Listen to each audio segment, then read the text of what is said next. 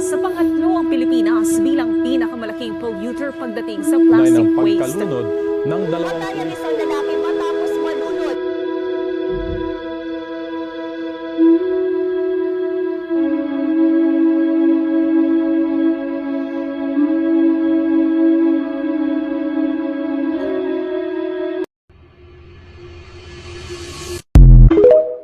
Na kailangan ko muna pumunta ng ibang bansa kasi may importante ako kasi kasuhin.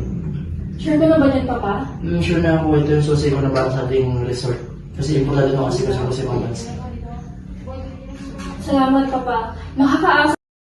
Anak, ikaw na bahala dito. Alis muna ako. May asikasuhin lang ako. Sige, Papa. Mag-iingat ka. Sige.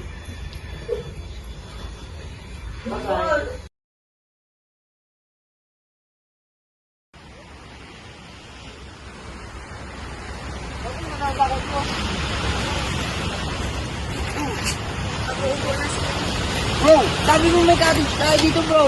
Kaya nga eh. Nakuha kayo cabbage. Sabi ko na nga sa'yo, palpak na naman to. Sabi mo may cabbage tayo. Bakit talaga dito ang atin? Kaya nga, kulang sila sa cabbage eh. Oo nga eh. Dumi-dumi pa. Kaya nga. Nasaan ba yung shop nila dito? Ayun man oh. Kaya nga dito. Bakit ang daw nila? Are, nakakalat. Hindi ko man lang iniisip. Ano kaming mga turista? Hindi ko makikita namin. Ano sir, mamaya pa po yan. Malapit na pa po. Tapos, wala na kaming lagi. Pinagpa-research kami dito. Kasi po kasi marami po akong tao. Marami Hindi kaya dapat mas priority nyo ng pa-research. Tawagin mo nga yung manager nyo. That's the boss. may nagre-reklamo po. Ano na po kasi, may nagpa-reserve daw po na ano.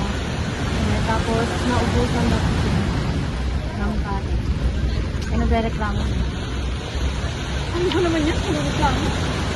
Ano, tama ka na lang sa akin kasi hinahanap ka na. Yan mga tao. Ay, mo ba?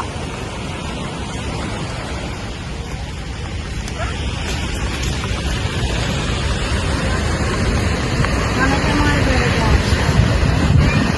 Hindi na pala yung manager eh. Abot na po pala doon sa reklamo. Yung online kasi nakikalit ka. Matagal na yun. Yung kahit sa naman na yun, kailangan yung i-update kasi hindi naman nakikita ng turista. Tapos tingnan nyo, ang kalat to. Tapos nagpa-reserve kami, wala. Tapos wala ngayon. Ano gagawin nyo ngayon? Pwede umalis kayo. Ganun pala dito.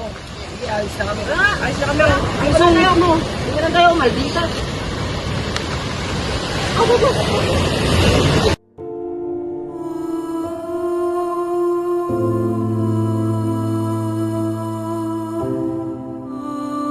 My papa trusts me so much, to the point that he entrusted me to take care of our beach. So, I don't know how to tell him what happened to his beach since he left.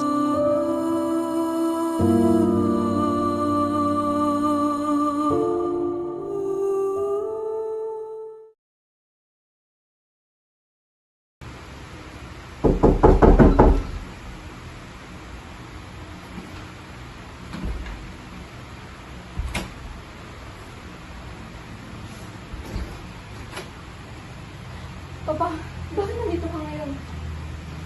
Akala ko ba sa susunod na ganito pa uuwi? Mubo kami pag-uusapan tayo. Ano to mga napapalitaan ni Jasmine na nangyari sa resort? Saan mo pinunta ang fan ng resort? Umamin ka. Papa, ginamit ko po kasi sa mga luho ko. Bakit kulang pa ba yung mga perang pinapadala ko sa'yo? Papa, marami na po kasi kompetensya sa resort natin. Hindi sa ganon. Nangako ka eh. Pero Papa, Hindi, problema mo yan. Ayusin mo yan. Sa'yo ko pinagkatiwala yan eh.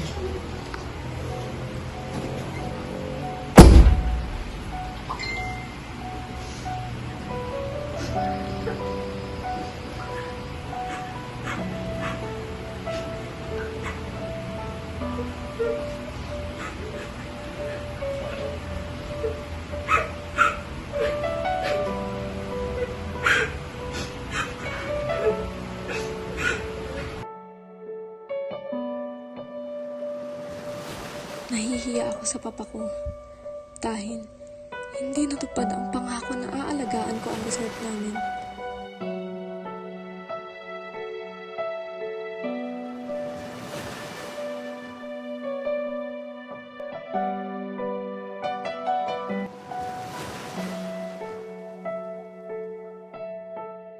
So, I decided to start cleaning the resort.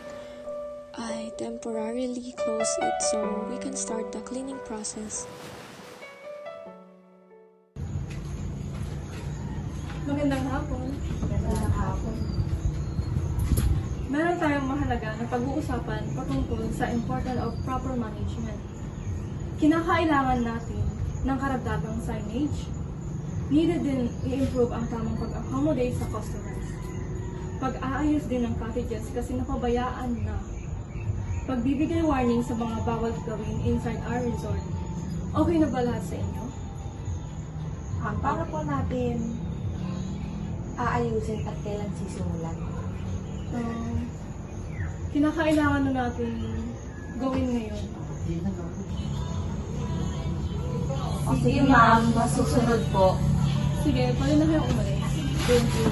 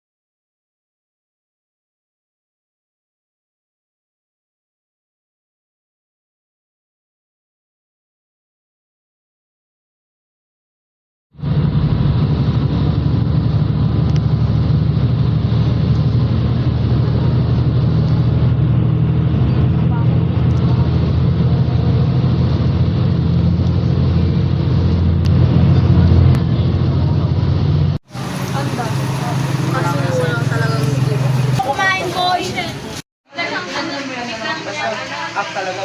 May mababaw lang yun. Pero sige,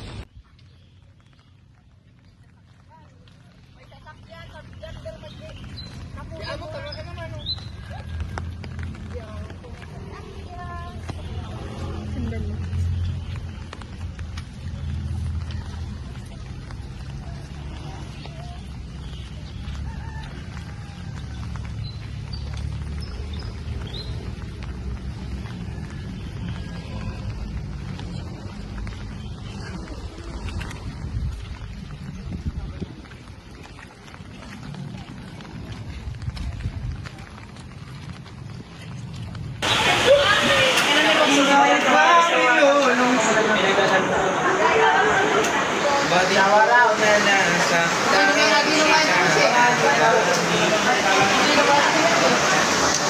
Magsigda ko ng video sa kampo.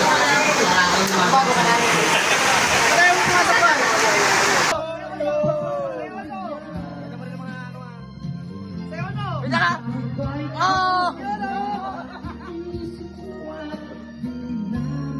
Kaldag boy, kaldag!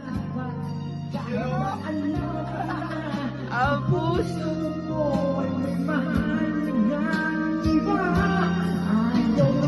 mga audience.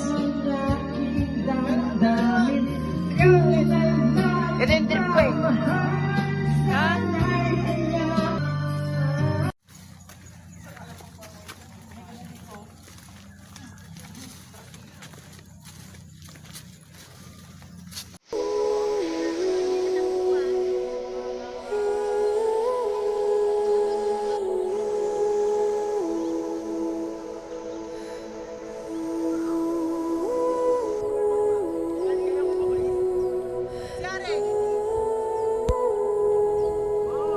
Pag yun na, video pa. Ako kami dito.